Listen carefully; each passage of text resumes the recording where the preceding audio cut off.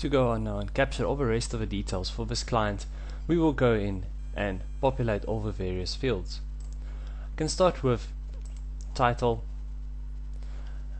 the first name, surname, that is populated from the create new client I just did.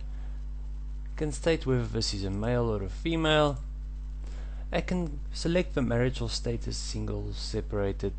If I do select married COP, you will see that the joint application tick box here on your screen gets ticked, and I cannot untick it even though I do click on my mouse. If I select anything else, living together for instance, the joint application tick box can be ticked or unticked.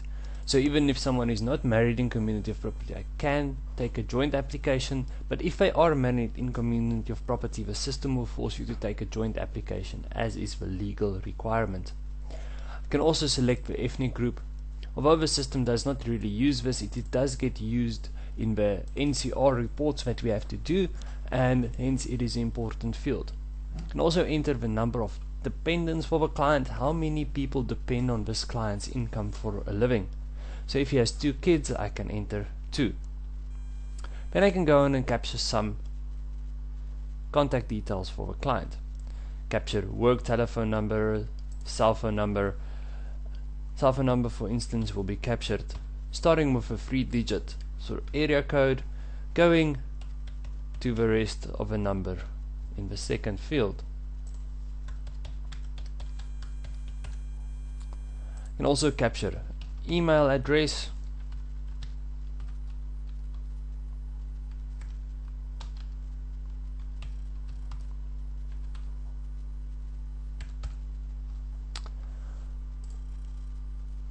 home phone, telephone number, fax number, any of those contact details that I do have.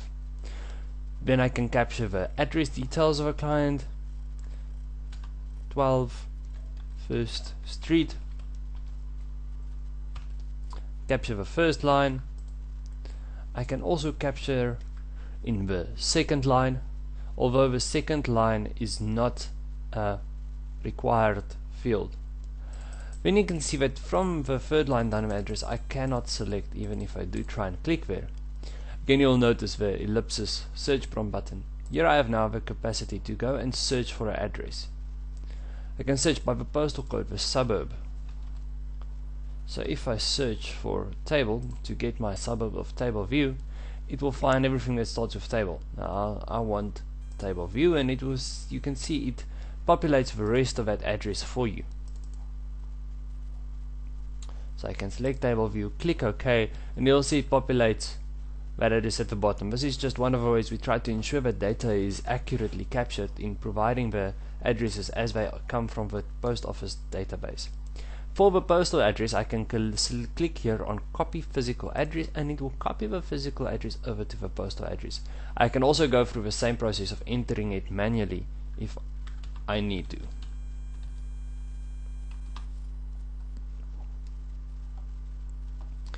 Here at the bottom under other details, I have some other more non-specific details of a client.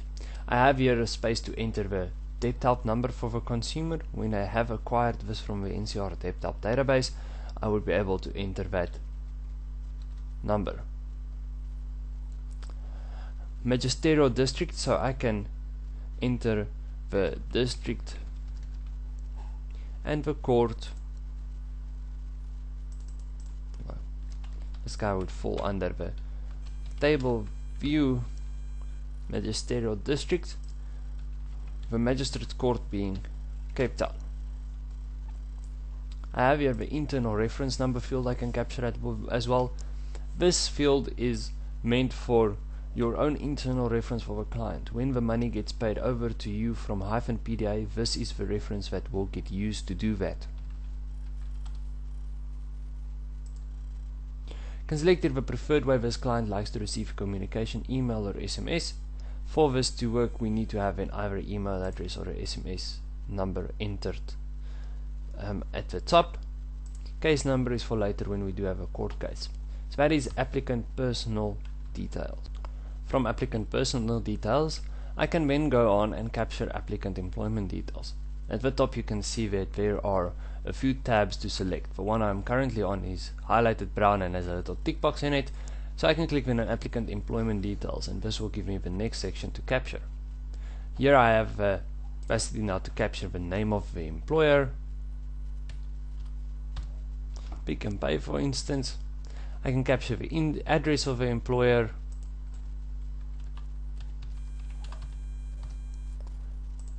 in the same way as I captured the address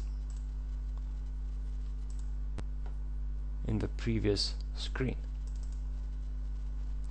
I can capture his employee number and the telephone number for the employer.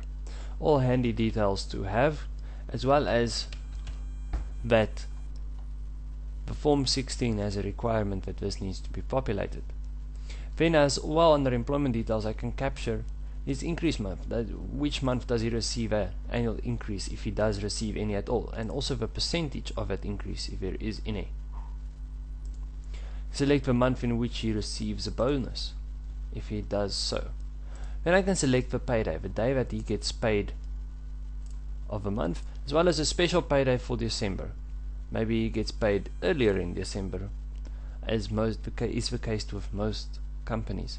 And also select his employment sector, whether he's in government, non-government. Again, this is for the Dev Council statistical returns that we capture.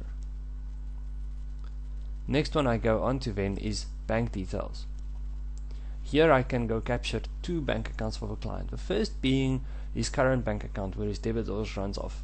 The system will then use this to generate debit order stop forms for the consumer, so that he can take it to his bank to go stop all his debit orders. The next one is the PDA bank details. This then is the bank details where the PDA will run the debit order for his debt review repayments. So I can start and as well again search with a search prompt for the correct bank and branch code. So I can say this client is Absa Bank and I want to search for the Universal Bank branch code for Absa. I can use that one. I can also then search by the branch name or to find the absolute correct branch. I can select the account type, so say if it's a check account, enter the account number,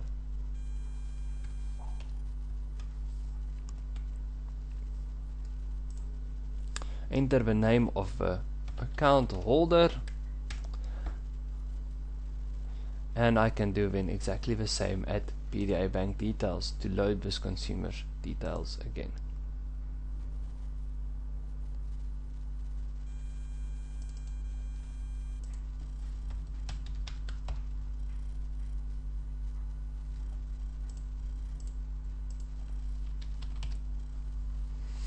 Then I have that for co-applicant details. For if this is a joint application, I can go and capture all the same information again for the co-applicant.